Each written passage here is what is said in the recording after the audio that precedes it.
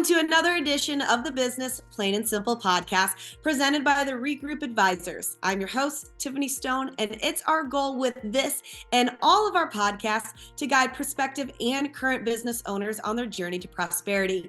We'll show you what to do and what not to do in this ever-changing environment. I'm thrilled to be joined today by Rick Venet from ROI Strategic Business Solutions and, of course, Mike Kaszubski from the ReGroup Advisors. Welcome, gentlemen. Now, Mike, I'm going to start with you. How important is it to establish resources around you and know when to use them? Well, Tiffany, we've talked about this a ton in previous podcasts, and we're thrilled to have Rick on with us today. You'll hear from his perspective how he goes about doing it, but before he tells you how and why he believes it's important, nothing stands out more than when you can pick up the phone and you can call somebody direct and get an answer or an introduction or to navigate a problem.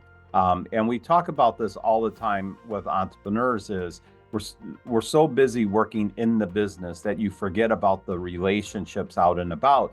And when you establish those, it's not just because you want to go sell something. You might have a relationship that goes back decades that has only been a resource, or your psychologist, etc. And so it's tremendously important. And like I said, we have the pleasure of working with Rick on a number of different things, and we got talking one day, and I'll tell you, his approach, very unique, very effective, and has reaped benefits not only for what he does, but we've seen it directly impact clients and customers. So like I said, I'm really excited to have him on here and share his story. That's amazing. And Rick, that was quite an intro from Mike. You have so much. I know this gentleman. I've spoken to him many times, and that was a great intro. So what are your thoughts on what Mike said and really, being able to use the resources that are around you? First, I want to thank you for having me here and share some of the things that I've learned over the years. And it's been a great relationship with ReGroup, talking with Mike. And as you talk with people, you find out there's a lot more in common than there's different. And years ago, I realized that businesses don't buy from businesses, people buy from people. And they buy from people they like, that they trust, and they find a way that has value. So as Mike relates, one of the jobs I got moved from, I went from a $10 million company to a $29 billion company. And the task was to get connected with CEOs and executives. And I found an organization, the Detroit Economic Club, that all these executives went to. And the first meeting I went to, I was talking with a gentleman, and I told him about a story. We had success at a large OEM. And he says, well, there's the CEO. Go over and say hi.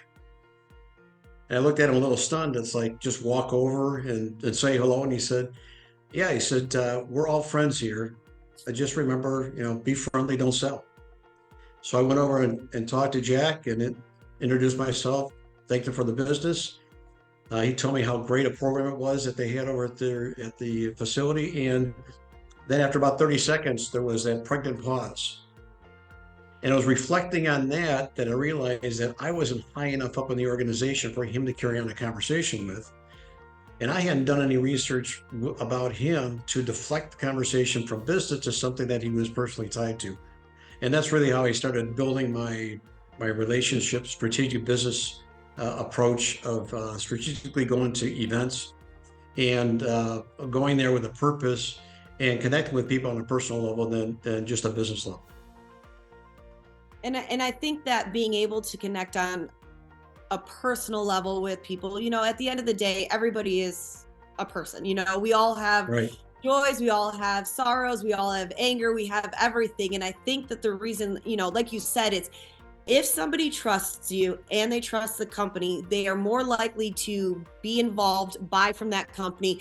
And I think at the end, they don't trust the company, they trust the people running the company, and they trust the people that are delivering the information. And I truly think that is something that is forgotten sometimes. Yes, prime example, we look at, Apple, the golden arches, Amazon, we like all these things. Is it a need? Is it a convenience? Is it a want? But at the end of the day, it's a desire to feel good because you enjoy the company and you like the people that are running the company. And I think that's a really cool way to think about that.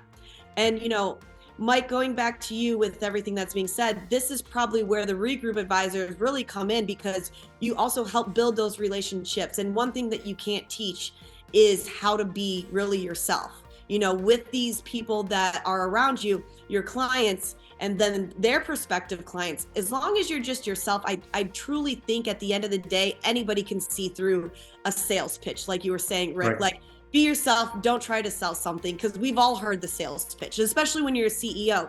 You've heard everything. You probably said some of the same sales pitches to get where you're at right now. So Mike, what are your thoughts on that? And Rick's spot on. I think,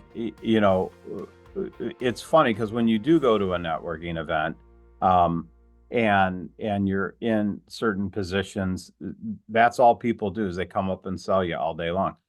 And you recognize it from afar, and it's why you kind of get put off. If somebody walked up to me and said, "Well, God, I'm going to give away my tip now. See, this is what's going to happen next networking event. Somebody's going to watch this."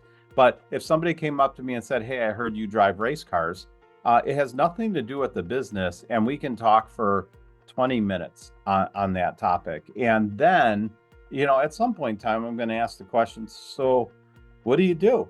Right? I would ask the question, but I've already been comfortable in a conversation. And, Rick and us, as we talk about this all the time, Velocity program in Sterling Heights. Rick, you guys got to tune into the next episode to hear more about this, but we'll lay the groundwork for part 2.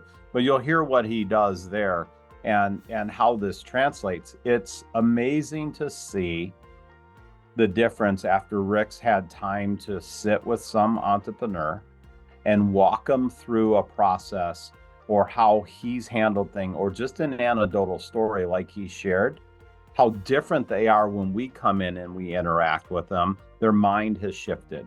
They've taken a different approach. They're learning, and they're wanting to implement this new way that he's talking about, which is build the relationship. And that's everywhere. I mean, I can tell, I think maybe in a previous podcast we've talked about where I was at the Detroit Athletic Club, and I'm sitting in the cigar bar for an entire year, and a gentleman and I are exchanging drinks and cigars and talking and everything for an entire year. Neither of us knew each other's last name or what we did. Or then finally, some reason came up, and then we ended up talking about it. But it was a year. And that's where the value comes in. And I think, Rick is his approach and how he teaches people how to do that is just fantastic. No, and I agree with you. I think when people start any business or any schooling or anything like that, I think the number one thing that should be resonated is build relationships, because going back to what Rick said, if they trust you, they will build the relationship. And that's where the whole cliche, if you build it, they will come, so you have to be able to do that. And as somebody who is a host, a pit reporter, I travel all over and I talk to tons of people throughout the entire year. But I think the one great thing, and I don't mean to toot my own horn, is the relationships I built with them. Because when you're interviewing them and it's a good rapport back and forth, I'm not going to make you look silly. We're going to ask great questions. But at the end of the day, it's the relationships that I've built with them to kind of know when they're not feeling it, when they don't want to answer this question, when that's not something they want. Rick, is there something that is a big takeaway when people first meet you? Like, hey, if you don't remember anything, remember this. What would that be? Well, just remember that you're genuine. As I said before, be nice, don't sell. But if you're going to go to an executive event like the Detroit Economic Club of Detroit, right now there's so many resources that weren't available back in 2005 and even 2000, where you can go online and find out somebody's going to be at the event. You can get some history on them. You can look at their 10K filings. You can look at their current industry reports. and find 2 or 3 bullets to talk about. So what I do is I call out to the executive assistant at those organizations and say, I noticed that your CEO is going to be at the event. I'd like to get 5 minutes with him just to introduce myself and exchange business cards. And the typical answer is, I know he's going to be there. I can't guarantee that he can talk to you, but I'll tell him that you're going to meet him. And then it changes the behavioral dynamic is now he's expecting you to come up and say hello to him rather than walk up to him cold and try to, make an impression.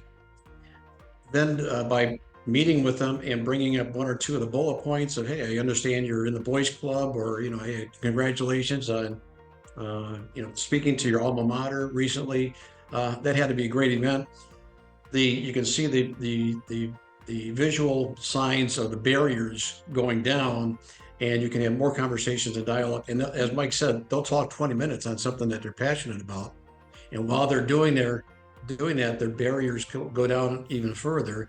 And then they're more willing to go ahead and exchange that business card, which then you get the name, phone number, email address, all the contact information that you need, and you can schedule a follow-up with them. So key takeaway was, if that was you, what would you like someone to do when they come up to you and introduce themselves? Would you like them to be selling you something, or would you like them to be someone that, hey, I know something about you and I'm interested in you? No, you're absolutely correct.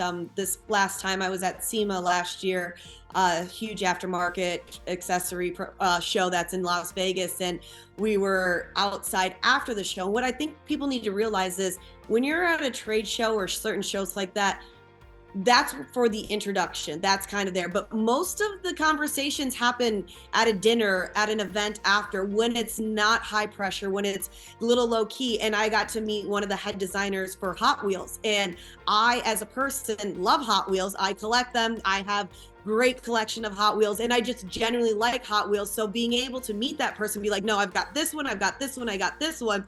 And it's not really selling anything except my love for Hot Wheels and showcasing, hey, these are things that you've done. I think they're super cool. And then we just have a cool conversation. Like you said at the end, is I was able to get that business card. I was able to have the contact. They're like, hey, anytime you're out in California, you want to come visit, that'd be awesome. Granted, it did help that we had a mutual friend. But this going back, that I always call it Inception. We always talk about Inception, the movie and all that. But my whole Inception is you meet somebody, you incept that one little small idea like you did. Hey, I would like to meet this person. I know they don't have time, but you've incepted that idea into the person you want to meet. So they're thinking about it. And then later on, they're like, okay, well, was I supposed to meet that person? Was I not? And so then you do your whole inception, and then you always let that, sit there for a while. They're like, that person did have a good idea. I do like this. Maybe we can work some more. So I think that's really cool. Last thing before we go, Mike, obviously working with Rick and knowing where they're going and knowing, a lot of people try to work with you, and you've heard everything about what they want to do, what's the ROI, what their outcomes are. What's a good takeaway from the conversations with Rick or what we've talked about today that you really see could help anybody else in the future? Yeah, I think taking what he said to heart, and the 2 anecdotal examples that he used today are just a couple. Hopefully, you look for some events coming up where he's speaking or we're speaking with him to attend, because you don't get taught this in school. You don't get taught this in your job. This is something that you have to put forth the effort and make a conscientious decision that I want to learn it. And then you find somebody like him to say, teach me. And that's important. So I would encourage everybody to, really, even if you just attempt to do something the next time you're going, go and attempt to do what he said today. And that would be my takeaway on that. Wonderful. And I guess to add a little bit on top of that, gentlemen, my huge takeaway and what I've learned throughout my years of doing all of this is listen. Listen first. Listen. You may ask those questions, but always listen, because, for these podcasts, we have kickoff sentences or kickoff conversation topic starters, but we're always listening to what it is. So as long as you listen, that is going to be the biggest thing. So gentlemen, thank you so much for joining me today. And of course, providing some great information both to Rick and Mike. That is great. And like I always say, just listen, especially like you're doing now, listen to this podcast. So that will do it for another edition of the Business Plain and Simple podcast presented by the ReGroup Advisors. Thank you so much for listening, and make sure you follow our podcast wherever you get your podcasts so you don't miss a future episode. And I know you guys will definitely want to be notified, so make sure you guys are following. And if you want to catch up on past episodes, you can see them right there in the podcast feed as well. If you're interested in business advising services offered by the ReGroup Advisors, you can contact them at 888-248-7077.